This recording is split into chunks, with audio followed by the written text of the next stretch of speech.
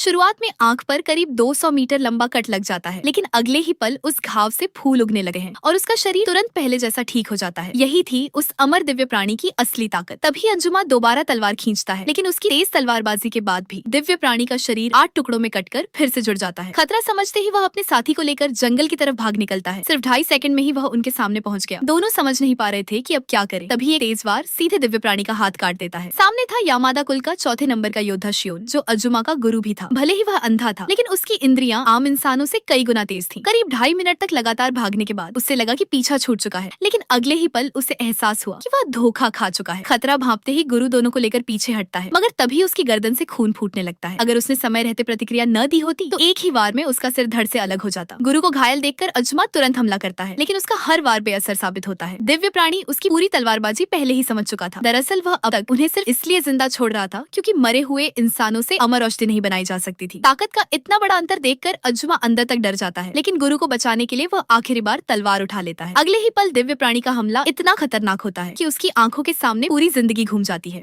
उसका शरीर आर पार छेद दिया जाता है और बर्फ जैसी ठंड उसके पूरे शरीर में फैलने लगी है। उसे समझ आ जाता है कि अब बचना नामुमकिन है, इसलिए वह अपनी जान की परवाह के बिना दिव्य प्राणी पर टूट पड़ता है। उसके लगातार मुक्कों की बारिश से दिव्य प्राणी का आधा सिर तक फट जाता है, लेकिन तभी दुश्मन पलटवार करता है और उसका पेट पूरी तरह चीर देता है। यह देखकर गुरु का गुस्सा फूट पड़ता है। वह अपनी जान दांव पर लगाकर बदला लेने दौड़ पड़ता है। अंजुमा उसे रोकना चाहता है, लेकिन फटा हुआ गला आवाज तक नहीं निकाल पाता। तभी उसके मुंह से खून बहने लगता है और गुरु समझ जाता है कि वह क्या कहना चाहता था। दिल में गुस्सा और दर्द लिए अंजुमा अपनी बची हुई आखिरी ताकत जुटाकर एक अंतिम मुक्का मारता है, जो दिव्य प्राणी का सिर पूरी तरह उड़ा देता है। लेकिन उसी पल उसकी जिंदगी भी खत्म होने लगती है। कुछ देर तड़पने के बाद वह हमेशा के लिए उस खूबसूरत लेकिन मौत से भरे द्वीप पर दम तोड़ देता है। वहीं दूसरी तरफ लड़ाई खत्म होने के बाद दिव्य प्राणी वापस लौटकर आराम करना चाहता था, मगर रास्ते में उसे एक और इंसान दिखाई देता है।